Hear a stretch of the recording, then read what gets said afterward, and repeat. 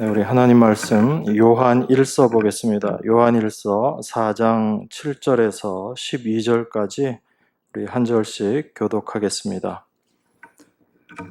신약 성경 392페이지입니다. 요한 1서 4장 7절에서 12절입니다. 사랑하는 자들아, 우리가 서로 사랑하자. 사랑은 하나님께 속한 것이니 사랑하는 자마다 하나님께로 나서 하나님을 알고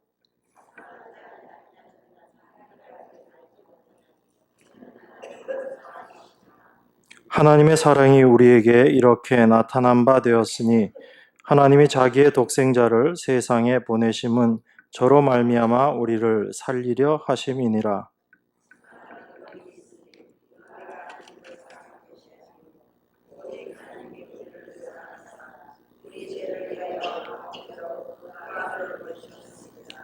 사랑하는 자들아, 하나님이 이같이 우리를 사랑하셨은즉 우리도 서로 사랑하는 것이 마땅하도다.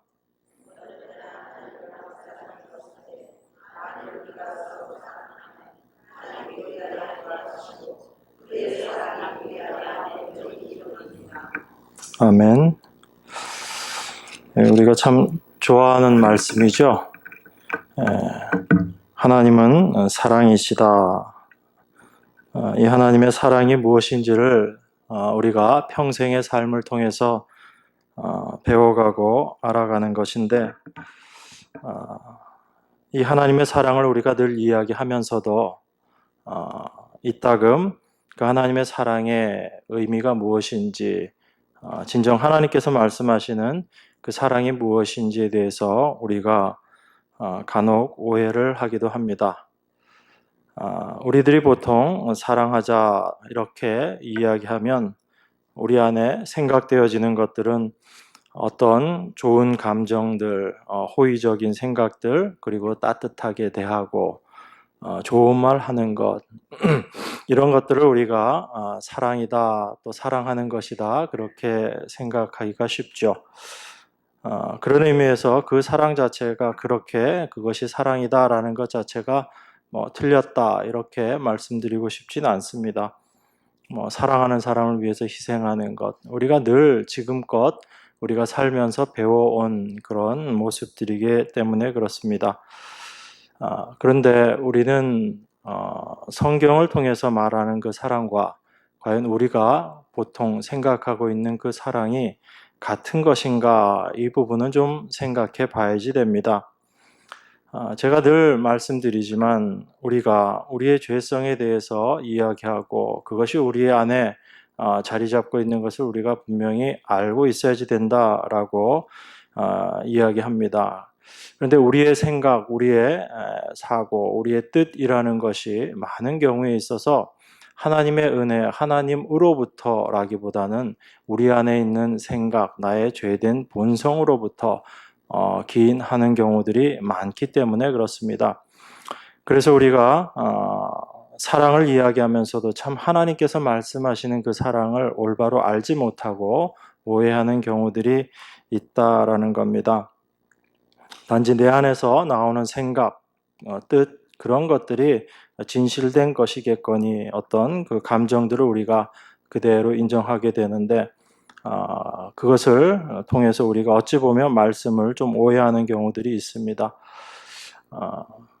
저희 삼성교회가 가끔 듣는 이야기 중에 하나가 그런 거죠. 새로 오신 분들이 또 저희 교회 오신 지 얼마 안 되시는 분들이 이런 말씀을 자주 하십니다. 어떤 얘기를 자주 하시냐면 삼성교회 복음교회라고 알고 왔는데 말씀도 복음인데 왜 교회에 이렇게 사랑이 없나 그렇게 이야기하시는 분들이 좀 있습니다. 그래서 아마 그분들이 말씀하시는 사랑은 그런 거죠. 이렇게 따뜻하게 대해주고 다른 교회에 가면 입구서부터 그냥 달려들어서 반갑다고 인사하고 또 내내 옆에 있으면서 도와주고 이렇게 챙겨주고 우리들이 그런 것들을 사랑이라고 이야기하기가 쉽습니다. 그게 세상적인 사랑은 그렇게 드러나거든요. 그런데 과연 교회에서 말하는, 성경에서 말하는 사랑이 그런 것인가? 거기에선 저는 조금 의문을 가집니다. 그렇다고 해서 그렇게 처음 오시는 분들한테 냉랭하게 대해라 이런 말씀은 아니고요. 그 자랑은 아니죠, 그죠? 예. 누가 오시든지 사실은 처음 오시는 분이 계시면 따뜻하게 맞아주고 관심 가져주는 것, 이것은 여러분 기본이에요, 기본. 그런데 다들 사실 여러분들이 너무 자기 자신에 매여서 내 자신의 문제에 너무 잡혀서 내가 지금 이렇게 힘든데 라는 그런 마음 때문에 사실 여러분들이 주변을 둘러보지 못하시는 것 뿐이죠. 그런데 우리 거기서 사실 벗어나야지 돼요. 내가 내 자신의 모습에 매여 있다라는 것 자체가 하나님을 보지 않고 나를 보고 있다는 이야기거든요. 우리는 우리 자신을 바라보면 사실 답이 없습니다. 여기에서 무슨 답을 찾을 거예요. 그런데 우리 자신을 보지 않고 주님을 바라볼 때 우린 거기서 해결점을 찾는 거예요. 내가 할 수 없는 그 일을 주님께서 다 이루어 놓으셨구나. 우리가 그것을 알 때 감사가 나오고 담대함이 나오고 우린 그걸 믿음이다라고 이야기하거든요. 그러니까 우리가 그 새로 오시는 분들한테 좀 소극적으로 대하는 것, 이런 모습은 분명히 개선되어야지 되는 모습이에요. 그런데 제가 여러분들에게 지금 그런 세상적인 사랑으로 여러분들이 더 열심을 냅시다 이런 말씀 드리고자 이 말씀을 하는 것이 아니고, 정말 성경에서 말하는 사랑이 무엇인가, 하나님이 말씀하신 사랑이 무엇인가, 우리가 그걸 좀 생각해 보자라는 그런 의미입니다. 오늘 본문 8절에 보면 이렇게 이야기하죠. 하나님은 사랑이십니다. 이렇게 이야기합니다. 그죠? 하나님이 사랑이라고 이야기해요. 우리는 이 하나님이 사랑이시다라는 이 말씀을 들을 때도 그 하나님의 사랑에 대해서 세상적인 그런 부분들로 생각하기가 쉽습니다. 그래서 하나님은 우리에게 잘해 주시고 우리를 도와주시고 그런 의미로 생각하는 거예요. 그래서 하나님께서 우리를 도와주시고 어려운 가운데 우리를 건져주시고 우리에게 도움을 주시면 정말 하나님은 사랑이시지라고 그렇게 생각을 합니다. 그런데 나의 고난 가운데, 나의 환난 가운데 하나님이 나를 건져주시지 않고 그냥 내버려 두시면 하나님이 나를 사랑하지 않으시나 보다, 또 이렇게 생각들도 한다고요. 과연 그게 성경적으로 올바른 것인가, 우리가 좀 생각해 보자는 이야기입니다.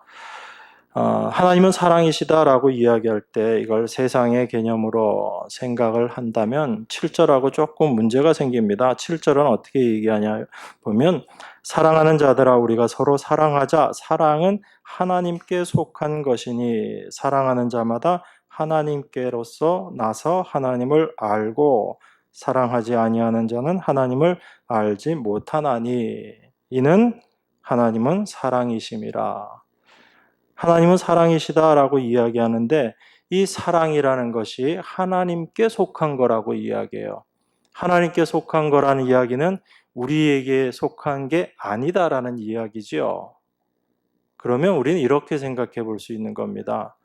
우리가 내어 놓을 수 있는 사랑, 이 세상이 사랑이라고 이야기하는 것은 사랑이 하나님께서 말씀하시는 하나님의 그 사랑은 아니다라는 이야기예요.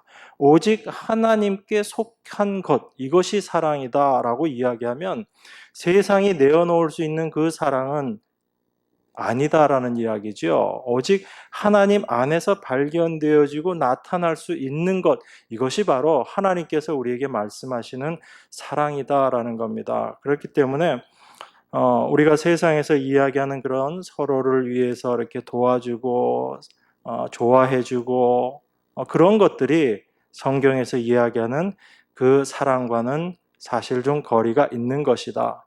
그런데 결론적으로 말씀드리면 우리 안에 하나님의 사랑이 온전히 이루어지면 그 사랑의 역사 가운데 자연스럽게 드러날 수 있는 것들이 세상에서의 사랑이에요.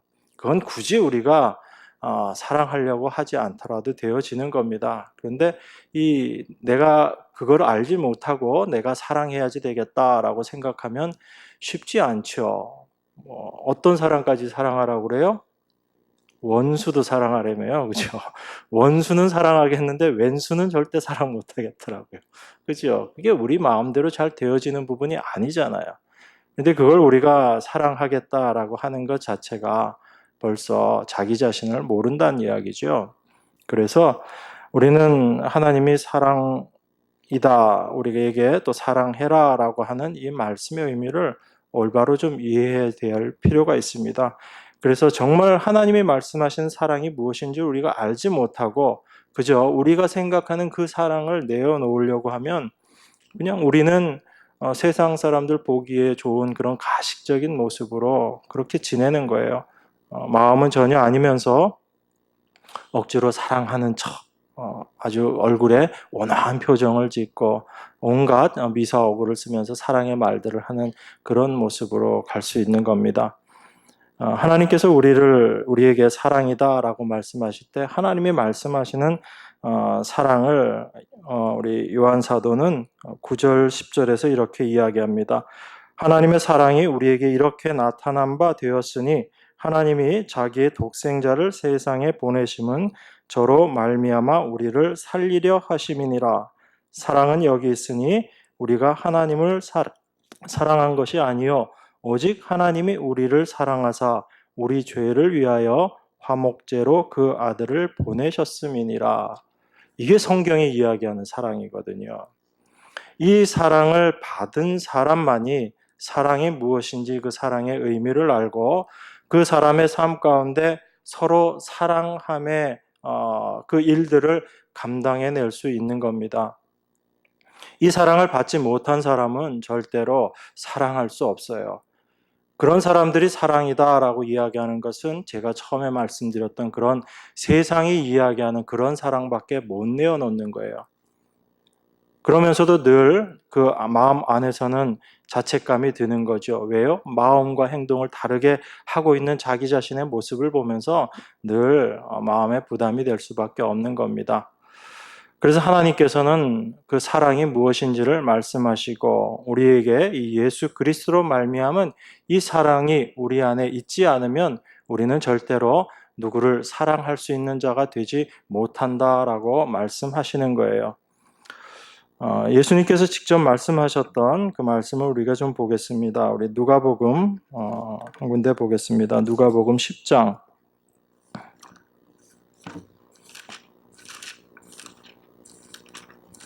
누가복음 10장 25절에서 37절까지 제가 봉독하겠습니다. 신약성경 110페이지입니다.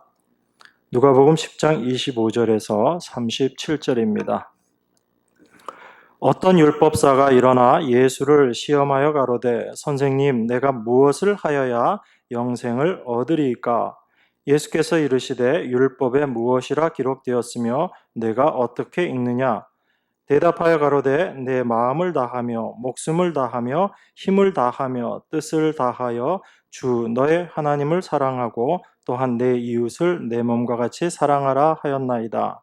예수께서 이르시되 내 대답이 옳도다. 이를 행하라. 그러면 살리라 하시니 이 사람이 자기를 옳게 보이려고 예수께 여짜오되 그러면 내 이웃이 누구오니이까? 예수께서 대답하여 가라사대 어떤 사람이 예루살렘에서 여리고로 내려가다가 강도를 만나매 강도들이 그 옷을 벗기고 때려 거반 죽은 것을 버리고 갔더라.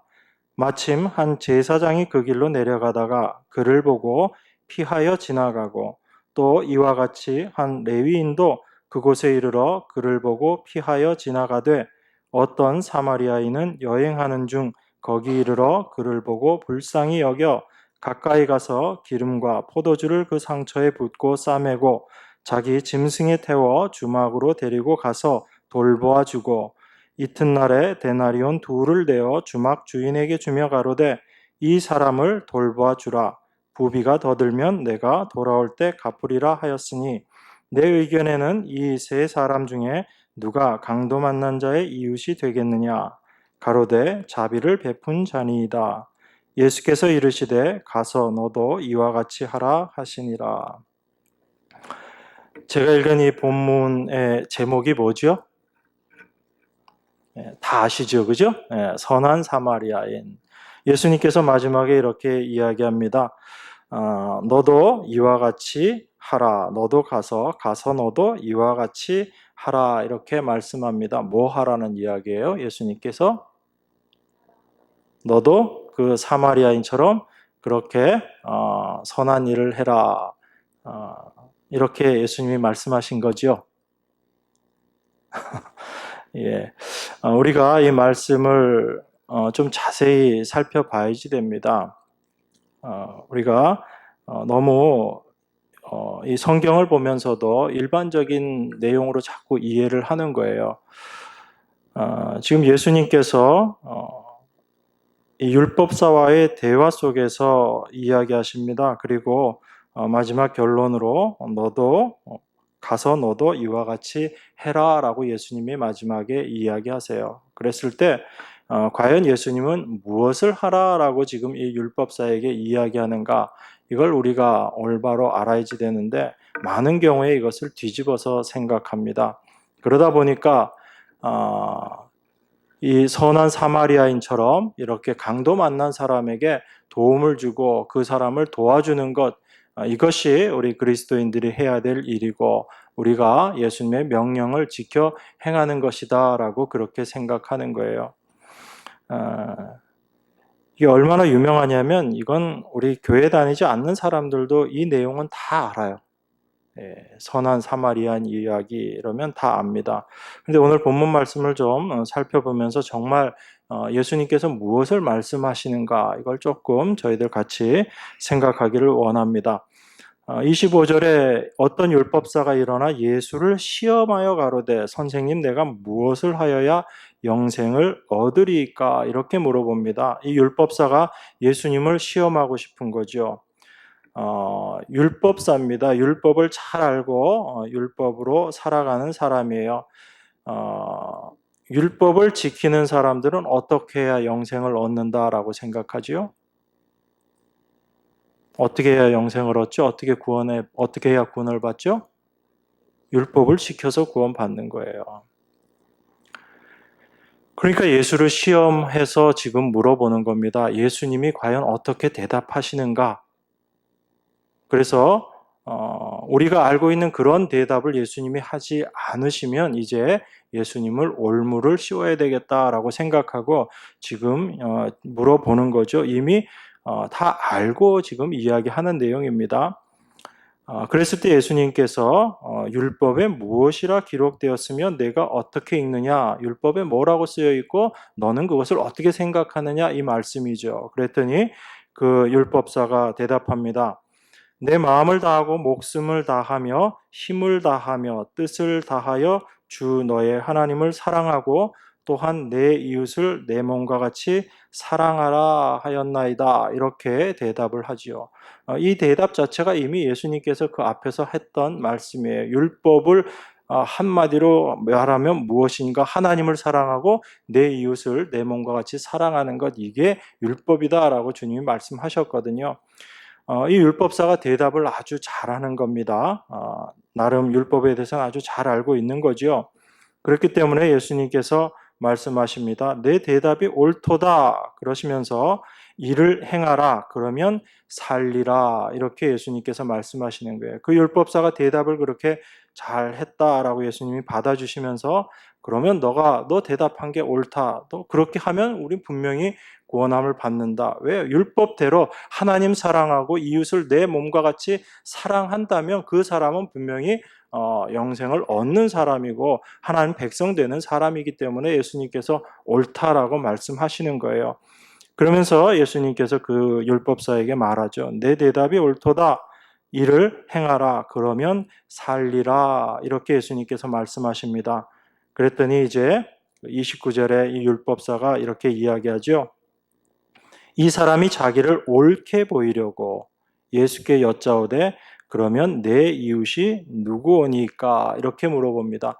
율법사가 대답을 하는 거예요. 이제 자기가 자기 스스로를 이제 옳게 드러내 보이기 위해서 예수님께 묻습니다. 내 이웃이 누굽니까? 라고 이렇게 물어보는 거예요. 그럼 이 율법사는 이미 뭘 전제로 하고 있는 이야기인가 보면 자기는 이미 하나님 잘 사랑하고 있다는 이야기예요. 자기는 하나님을 정말 잘 사랑하고 있으니까 이제 내 이웃을 내가 사랑해야지 되는데, 예수님 당신 말씀대로 내가 그러면 내 이웃을 사랑하겠습니다. 난 내 이웃 사랑할 수 있는 사람입니다. 라고 자기가 지금 이야기하는 거죠. 그래서 물어보는 게 그겁니다. 내 이웃이 누굽니까? 말씀해 주십시오. 라고 율법사가 이야기하는 거예요. 내 이웃이 누군지만 알려주면 내가 그 사람을 어떻게 하겠다는 이야기예요. 네, 말씀대로 내가 내 이웃을 내 몸처럼 내가 사랑해 주겠다라고 지금 이 율법사가 이야기하는 거죠. 그랬더니 예수님께서 그 율법사에게 비유를 이야기하시는 것이 바로 30절 이하에 나와 있는 말씀입니다.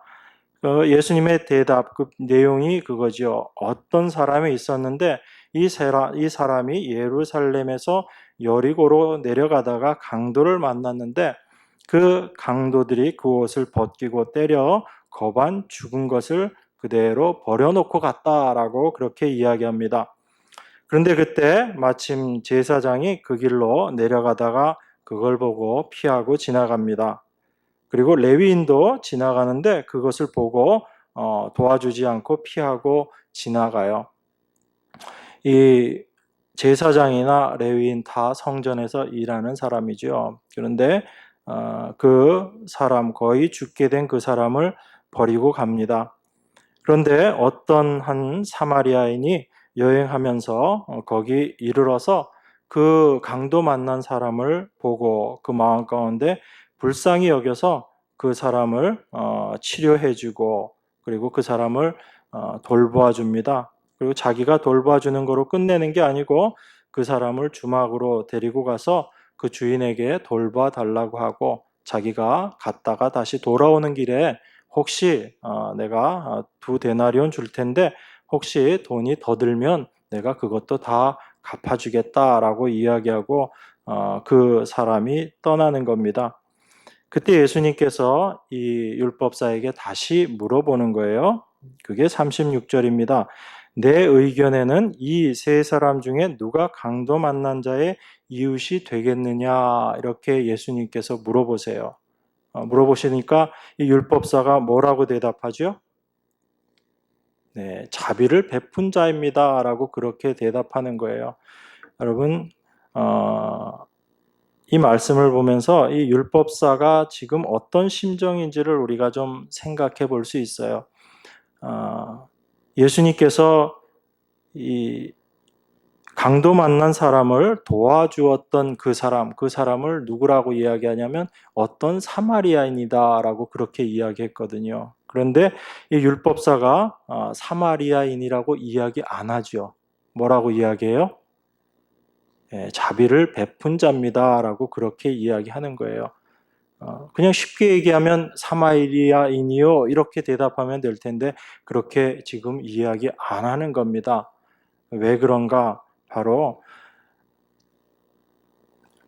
자기가 지금 율법사인데 이 율법을 통해서 자기들은 당연히 구원받는다라고 생각하고 그 율법의 가장 정점에 있는 사람이 누굽니까? 제사장이고 그리고 그 성전에서 일하는 사람들이고 또 율법을 열심히 지키는 자기와 같은 사람이거든요. 그런데 이 유대인들이 정말 싫어하는 부류의 사람이 있습니다. 그 사람들이 누구냐면 바로 사마리아 사람들이죠. 그래서 그 사마리아 사람은 서로가 서로를 피하죠. 특별히 유대인들은 이 사마리아 사람들을 아주 개로 취급을 합니다. 왜냐하면 그들이 이방인들하고 다 섞여 버렸기 때문에 그들은 도무지 우리와 같이 할 수 없는 사람들이다라고 생각하기 때문에 사마리아인들은 아예 개로 여기는 거예요. 쳐다보지도 않는 겁니다. 그런데 지금 여기 이 강도 만난 사람이 누군지는 사실 안 나와 있지만 이 사람이 예루살렘에서 여리고로 내려가다가 강도 만났다고 그러거든요. 그러면 이 사람은 누구일 확률이 높은 거예요. 예루살렘에서 여리고로 갔던 사람이면 유대인이란 이야기죠. 이 강도 만난 사람은. 그러면 이 강도 만난 사람은 유대인이고 그 사람을 도와준 사람이 사마리아인이기 때문에 예수님께서 누가 이 강도 만난 사람의 이웃이 되겠느냐라고 물어봤을 때 이 율법사가 사마리아인이요라고 대답하기가 싫은 거예요. 왜냐하면 유대인들은 같은 유대인인데도 다 버리고 가버렸는데 자기들이 개라고 생각하는 그런 사마리아인이 이 사람을 도와줬다는 이야기예요. 그러니까 사마리아인이요 이렇게 대답하지 않고 자비를 베푼 자입니다라고 이렇게 대답하는 거예요. 여러분 이게 사실은 그 율법을 지킨다라고 하는 사람들의 심리, 그 마음이에요. 자기 스스로 뭔가를 하면서 그것을 이루어내고 그것을 자기의 의로 삼겠다라고 생각하는 그 마음 가운데, 사람 마음 가운데 있는 그 모습입니다.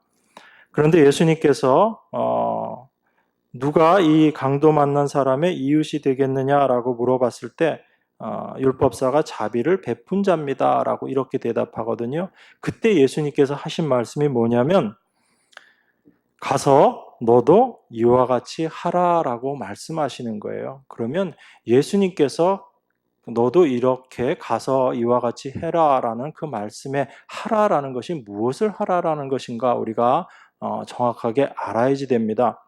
지금 여러분 조금 어려울 수 있어요. 혼돈되지 않게 잘 들으세요. 지금 이 율법사가 나에게 이웃이 누군지만 알려주면 내가 그 이웃을 내가 사랑하겠습니다라고 지금 율법사가 이야기하는 거예요. 이웃이 누군지를 율법사에게 알려주면 그 율법사가 이웃을 사랑해서 그 율법을 자기가 다 지켜내겠습니다라고 지금 이야기하는 겁니다. 그런데 예수님은 지금 무엇을 물어보는 거예요? 누가 강도 만난 사람의 이웃이냐라고 예수님께서 지금 물어보시죠. 그러니까 예수님이 대답해 주시는 그 대답은 이 율법사는 어떤 사람, 자기가 사랑해 줄 대상인 이웃이 누굽니까? 라고 예수님께 물어봤는데 예수님은 지금 그 강도 만난 사람 비유를 이야기를 하시면서 이 강도 만난 사람의 이웃이 누구냐라고 이야기를 하는 거예요. 그러니까 율법사는 자기가 도와줘야 될 사람을 이웃이라고 생각하고 그 이웃을 물어보고 있는데 예수님이 대답해 주신 이웃은 어떤 사람이에요?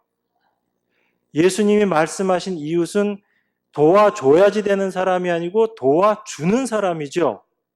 이해가 되세요?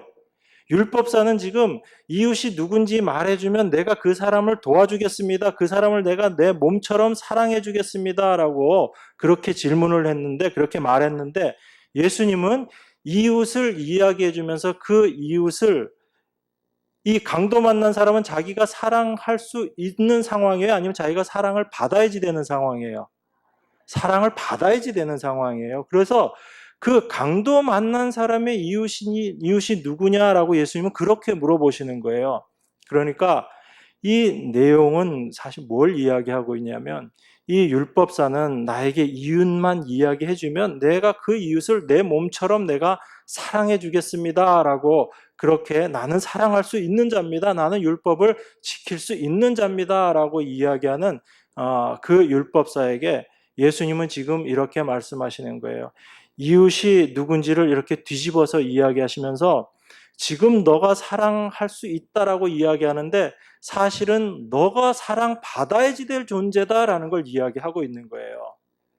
율법사는 자기가 하나님도 사랑하고 그리고 내 이웃도 정말 잘 사랑할 수 있는 그런 사람이다라고 자기 스스로 그렇게 이야기하고 그런 자기 자신을 자랑하고 싶어서 그리고 예수님 앞에 그런 자신을 드러내고 싶어서 지금 이야기하고 있는데 예수님은 율법사의 그 이야기를 듣고 아직도 너가 너의 본질이 어떠한지를 알고 있지 못하는구나라는 것을 지금 이야기하시는 거예요. 그래서 이 선한 사마리아인 이야기를 하시면서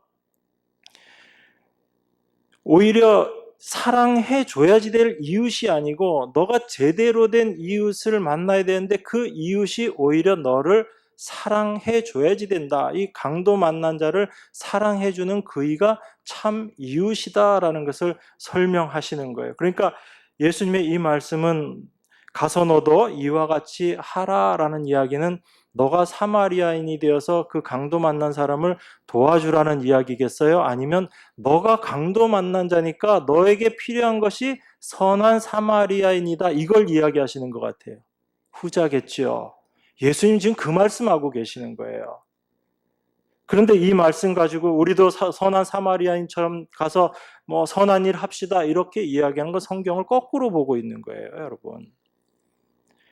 자기 자신이 어떤 존재인지를 모르기 때문에 나는 사랑할 수 있는 사람이야, 나는 선을 행할 수 있는 사람이야 라고 이야기하는 겁니다. 그게 율법에 잡혀 있는 사람이에요. 여러분, 율법이라는 것이 어떤 거죠? 내가 할 수 있습니다가 율법이잖아요. 하나님은 그 율법을 주시면서 사실은 너는 할 수 없다라는 것을 깨달으라고 하나님은 그 율법을 주셨는데, 그 율법을 받은 이스라엘, 우리도 똑같아요, 여러분. 이스라엘만 얘기하니까 여러분 자꾸 아니라고 생각하는데 우리도 똑같아요. 하나님 말씀 보면서 우리 항상 어떻게 생각해요? 내가 지켜야지, 지켜야지. 서로 사랑해라, 지켜야지. 항상 우리 안에 그 생각이 먼저 들잖아요. 내가 할 수 없는 존재라는 걸 깨닫지를 못한다고요, 도무지. 예수님이 지금 그걸 보여주시는 거예요. 너는 사랑할 수 없는 존재. 너가 하나님을 이미 스스로는 하나님 사랑한다고 생각하고 이웃이 누군지만 알려주면 그 이웃 내가 사랑하겠습니다. 내 온몸을 다 바쳐서 내가 사랑하겠습니다. 라고 이야기하지만 사실 너는 사랑할 수도 없는 이 강도 만난 자와 같은 그런 자다라고 이야기하고 있는 겁니다. 유대인들의 모습이 똑같죠. 이 땅에 사마리아인으로 오신 예수님을 그들은 오히려 배척해버렸잖아요. 어떻게 했어요? 오히려 죽여버렸죠. 그 사마리아인에게 도움받기 싫다는 거죠. 예수님이 이 땅에, 유대 땅에 사마리아인으로 오신 거예요, 사실. 그렇게 오셔서 그 유대인들이 예수님을 받아들이지 않고 오히려 예수님을 핍박하고 십자가에 못 박아 버렸잖아요. 그것이 유대인들의 모습이었거든요.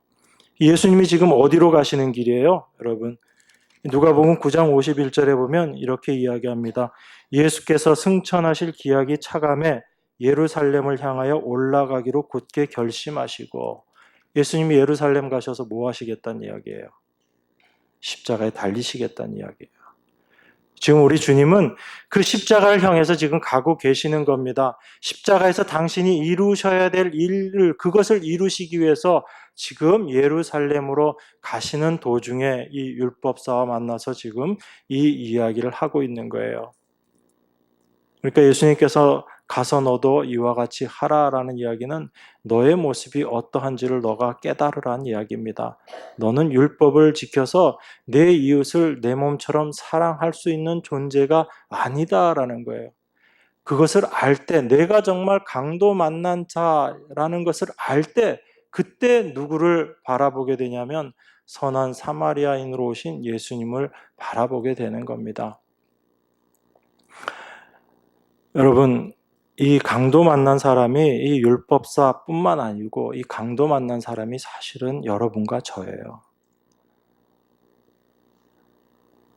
여러분, 이 강도 만난 사람이 유대인이라고 말씀드렸죠? 그죠? 그리고 이 강도 만난 사람을 도와주는 사람이 사마리아인이에요. 이 강도 만난 사람에게 조금이라도 힘이 남아있고 기력이 남아있으면 사마리아인의 도움을 받을까요? 안 받을까요? 절대 안 받아요. 내가 정신이라도 들어있으면 사마리아인이 나에게 와서 도움을 주려고 하는 것 절대 안 받아들이고 거부할 거예요. 그게 강도 만나서 다 죽게 되었는데도 사마리아인을 거부하는 유대인의 모습이거든요. 사실 우리가 그 모습이에요. 우리가 다 강도 만난 자잖아요.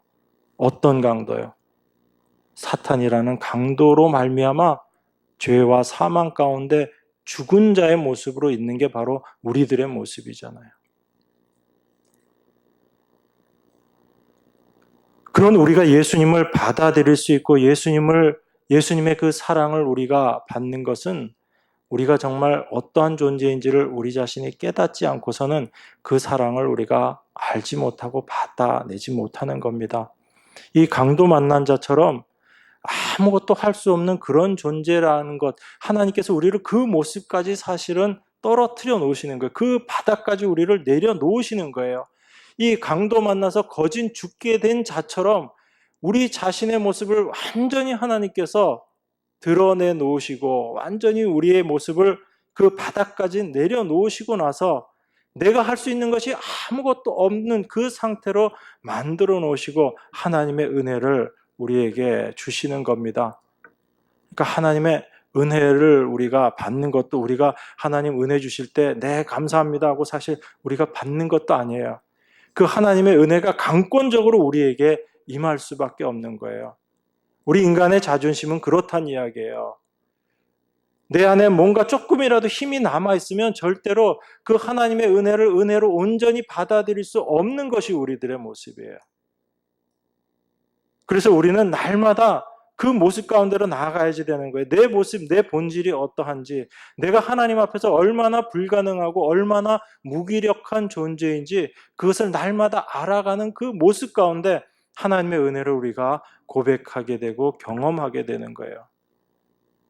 그것이 있지 못하면 우리는 하나님의 은혜, 예수님의 사랑, 그것을 이야기하면서도 그 사랑이 무엇인지를 사실은 깨닫지 못하고 알지 못하는 모습으로 살아가는 것이 너무 많은 겁니다. 그게 사실은 하나님께서 우리의 그 모습을 깨뜨리시는 거예요. 그래서 하나님께서 이 사람을 어디로, 이 강도 만난 사람을 어디로 들여보내주는가 하면 여기에 보면 어디로 나오죠? 35절에 34절에 보면 이 사마리아인이 이 사람을 기름과 포도주를 그 상처에 붓고 싸매고 치료해주고 짐승에 태워서 어디로 데리고 가요? 주막으로 데려가죠. 이게 우리가 일반적으로 이것을 교회 이렇게 해석을 합니다. 이 주막을 교회라고 해석을 해요. 그래서 참 교회 안에 와서 하나님의 은혜 받은 자들이 교회 안에서 온전한 회복을 경험하게 되는 거예요. 그게 하나님께서 우리를 교회로 부르신 목적이에요. 교회는 그 일을 하는 거거든요. 그래서 교회 안에서는 하나님의 사랑이 넘쳐나야지 돼요. 그 교회 안에서만 하나님의 사랑이 무엇인지를 우리가 경험할 수 있게 되는 겁니다. 그런데 그 하나님의 사랑이 무엇인지 우리가 올바로 알지 못하면 우리가 내어놓는 사랑이라는 게 그런 가식적인 사랑일 수밖에 없는 거예요. 그저 세상에서 이야기하는 그런 사랑밖에 내어놓을 수 없는 게 우리들의 모습입니다. 그런데 교회로 부르심을 받은 자들에게 하나님께서 이 사랑을 알게 하시는 거예요. 그래서 내 자신이 어떠한 모습에서 하나님께로부터 건져내심을 받고 은혜를 받게 되었는지를 알게 하셔서 교회로 모인 자들 가운데 하나님의 그 사랑이 온전히 드러날 수 있도록 하나님께서 역사하시는 거죠. 그게 교회 안에서 이루어져야지 되는 모습입니다. 그래서 우리가 오늘 읽은 이 본문의 말씀을 다시 보게 되면 이렇게 이야기하는 겁니다.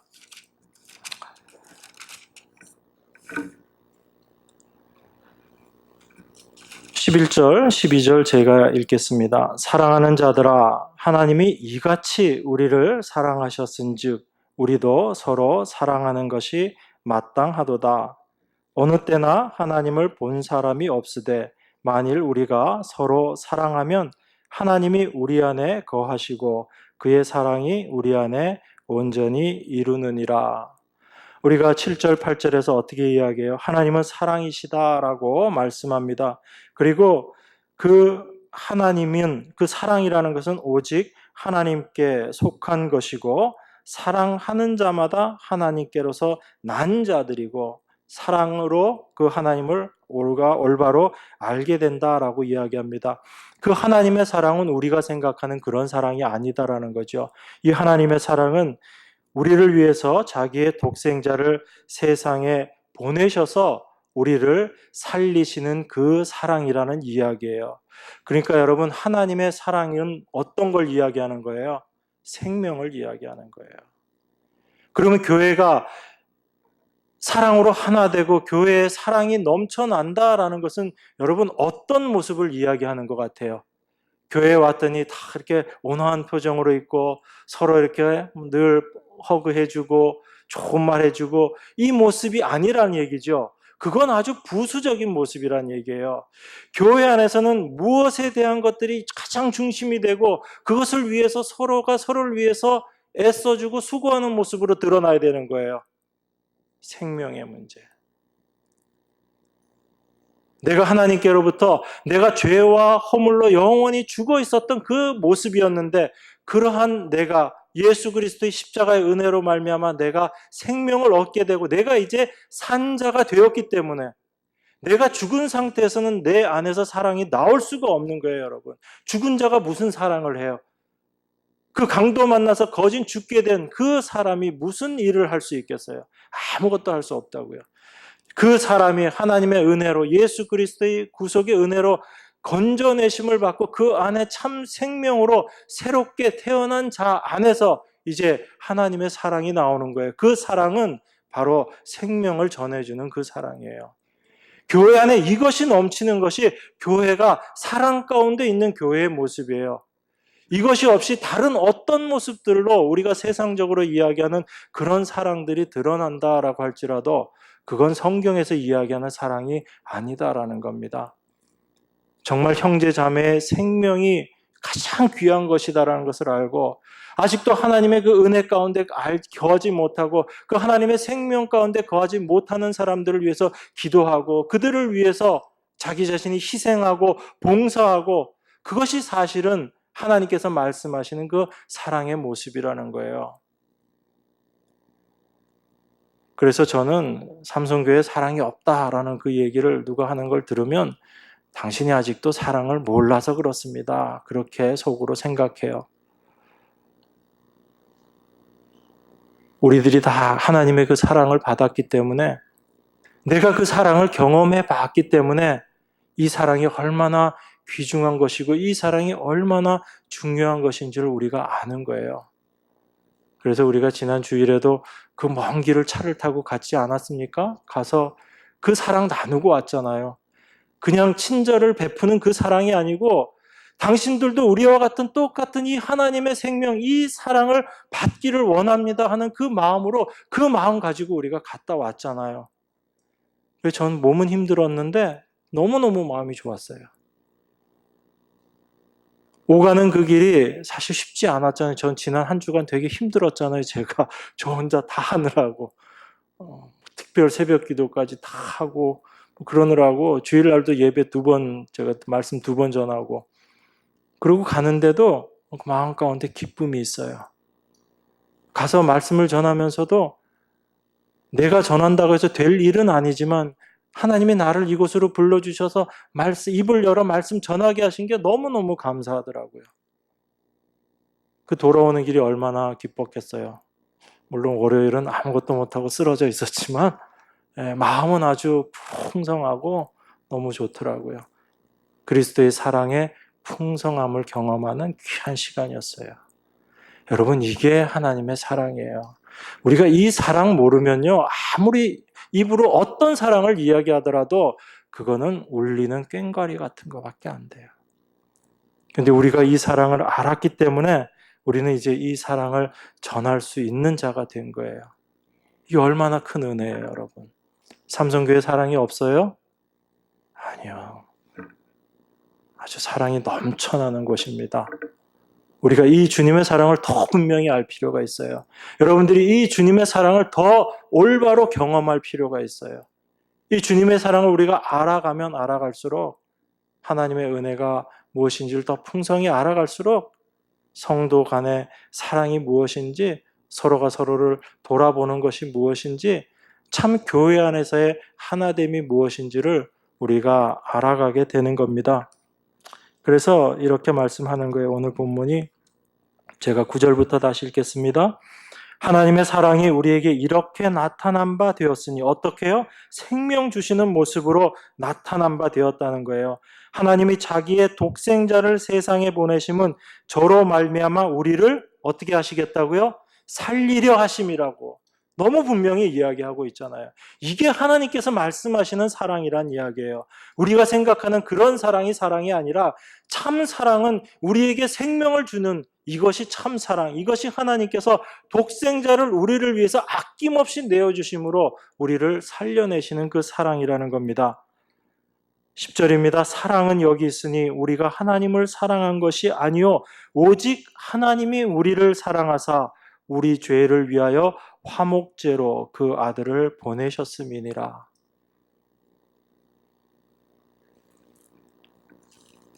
우리가 하나님을 사랑한 게 아니다라고 이야기합니다. 하나님이 우리를 사랑하신 것이다. 그러니까 이 율법사가 얼마나 자기 자신을 모르고 있었는지 알겠죠? 나는 하나님 잘 사랑하고 있으니까 이제 이웃 나한테 말씀해 주시면 내가 내 몸처럼 그 이웃 사랑하겠습니다. 천만에요. 자기 몸을 그렇게 사랑하고 살았었죠. 그게 우리의 모습이거든요. 마음과 뜻과 정성과 온 것을 다해서 자기 자신 사랑하고 있었던 게 우리 모습이잖아요. 그런 우리를 위해서 하나님께서 당신의 아들을 보내셔서 참 사랑이 무엇인지를 우리에게 깨닫게 하시고 그 사랑으로 우리를 살리시고 생명을 주신 거잖아요. 그게 하나님의 사랑이에요.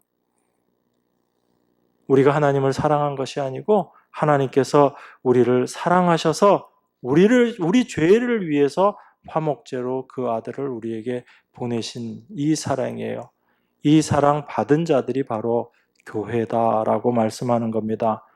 사랑하는 자들아, 하나님이 이같이 우리를 사랑하셨은즉 우리도 서로 사랑하는 것이 마땅하도다. 우리가 사랑하는 게 어떤 거라고요? 마땅한 거래요. 하나님이 우리를 사랑하신 그 모습처럼 우리도 그렇게 사랑하는 게 마땅한 거라고 이야기하잖아요. 그 생명을 사랑함으로 내 안에 있는 그 생명을 전해주는 그것이 진정한 사랑이란 이야기예요. 그런데 그 생명을 전해주기를 애쓰고 그 상대방을 정말 죽어있는 그 모습을 안타까워하고 애통하는 사람이 그 생명을 전해주고자 하는 그 사랑을 전해주는데 그 부수적인 것들이 안 나타나겠어요? 여러분 삶 가운데 그 사람에게 교회 안에 형제자매를 위해서 기도하고 어려운 일이 있을 때 함께 도와주고 서로가 서로를 돌봐주는 그 일들이 너무나 자연스럽게 생겨날 수밖에 없는 거예요. 근데 우리가 아직 사랑을 이야기하면서도 하나님의 그 사랑이 무엇인지 내 삶 가운데 아직 온전하게 이게 자리 잡지를 못하니까 우리가 받은 은혜가 하나님이 우리에게 주신 그 사랑은 내가 받았는데 그 사랑을 내가 세상 가운데는 교회 가운데는 내어놓는 사랑이 어떤 사랑이어야 되는지 우리가 혼란스러운 거예요. 그런데 하나님이 우리를 사랑하신 그 모습대로 우리가 사랑하는 겁니다. 우리도 이같이 사랑하는 것이 마땅하다라고 이야기해요. 이 사랑을 내어놓게 될 때 우리는 교회 안에서 참 하나됨이 무엇인지 하나님의 사랑의 풍성이 무엇인지를 우리가 점점 더 깨닫고 경험해 가는 거예요. 그걸 우리가 알아갈 때마다 얼마나 감사한지 모릅니다. 얼마나 좋은지 몰라요.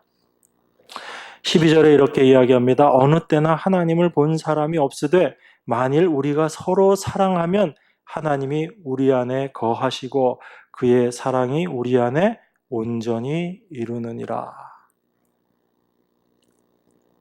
보이지 않는 하나님이 누구를 통해서 드러나는 거예요? 바로 여러분을 통해서 드러나는 거예요. 어느 때나 하나님을 본 사람이 없으되 만일 우리가 서로 사랑하면 우리가 하나님의 이 사랑으로 서로 사랑하게 될 때 하나님이 우리 안에 거하시고 그리고 그의 사랑이 우리 안에서 온전히 이루어짐으로 말미암아 보이지 않는 하나님이 우리를 통해서 나타나시고 드러나시는 거예요. 여러분, 이것을 위해서 하나님께서 교회로 우리를 부르신 거예요. 제 마음 가운데 딱 하나 부담되는 게 그거예요. 우리가 분명히 복음을 들었는데 하나님의 은혜를 분명히 아는 사람들인데 교회가 무엇인지에 대해서 우리가 자꾸 놓쳐요. 하나님이 여러분을 부르신 목적이 여러분 한 사람 구원시키기 위한 것이 하나님의 목적이 아니에요. 우리는 너무 내 자신에 매여 살아요. 지금보다 더 나아지려는 나를 위해서 수고하고 애쓰려고 하지 하나님이 나를 부르신 목적이 무엇인지 그 목적을 올바로 아는 일에는 오히려 열심이 없어요. 사람이 우리 몸에 어떤 한 부분만 기형적으로 자라게 되면 이건 분명히 문제가 있는 거죠. 몸이라는 것은 절대로 한 부분만 기형적으로 자라서는 안 됩니다. 모든 부분이 골고루 자라야지 건강한 몸이 되는 거예요. 몸의 한 부분이 내가 잘났다라고 하게 되면 참 문제가 되겠죠. 그죠? 그래서 우리가 하나님의 사랑, 하나님의 은혜를 안다면 우리를 부르신 목적이 무엇인가를 우리는 이제 하나님 앞에 무릎 꿇고 기도해야지 돼요. 하나님은 우리를 교회로 부르신 목적이 무엇인지를 우리는 생각해야지 됩니다. 그래서 나의 어떤 대단함, 내가 더 나아짐, 그것 자체보다는 하나님께서 이 교회를 통해서, 이 몸을 통해서 이루고자 하시는 것이 무엇인가, 그걸 우리가 생각해야지 돼요. 그 안에서 몸이 성장하게 되면 자연스럽게 그 몸에 속해 있는 지체들은 성장할 수밖에 없습니다. 그게 지금 하나님께서 이 요한 사도를 통해서 우리에게 이 말씀을 주시는 거예요. 우리가 서로 사랑함으로, 하나님께서 우리에게 주신 그 사랑을 서로 나눔으로 말미암아 하나님의 그 사랑을 드러냄으로 말미암아 우리 안에 하나님의 사랑이 우리 안에 온전히 이루어진다라고. 이게 우리 가운데 소망이 돼야 돼요, 여러분. 이 소망으로 우리의 마음이 벅차야지 됩니다. 이걸 붙잡고 우리가 기도해야지 되고요. 이걸 위해서 교회가 하나 되는 일에 열심을 내야지 되는 거예요. 저는 저희 교회가 그런 교회가 될 줄 믿습니다. 하나님께서 그 교회로 이미 완성시켜 놓으셨음을 우리가 믿음의 눈으로 바라보게 되고 그 길로 나아가야 될 줄 믿습니다. 제가 좀 여러분들에게 부담을 드렸는지 모르겠지만 이 하나님의 사랑을 알아가고 그 깊이를 더욱더 풍성히 알아가고 그 넓이를 알아가는 것, 이게 하나님의 사랑 가운데 온전히 거하는 모습입니다. 그래서 이 참 생명을 온전히 나누어주는 이 사랑에 하나가 되는 여러분과 제가 되기를 원합니다. 기도하겠습니다. 하나님 아버지 감사합니다. 우리가 하나님을 사랑한 것이 아니요 하나님께서 먼저 저희들 사랑하시고 그 사랑이 무엇인지를 우리 안에 깨닫게 하여 주심을 감사드립니다. 우리 마음 가운데 이 사랑을 올바로 알아서 하나님의 온전한 사랑이 완성되어지는, 우리 안에서 온전케 되는 귀한 은혜의 역사들이 있도록 하나님 축복하여 주시옵소서. 그래서 이 교회를 통해서 하나님의 참 생명이 선포되고 그 생명이 나누어지며 그 생명으로 말미암아 하나 되어짐으로 하나님의 온전하심이 드러나는 귀한 일들 감당하는 당신의 몸된 교회 될 수 있도록 축복하여 주시옵소서. 귀하신 예수 그리스도 이름으로 기도드리옵나이다. 아멘.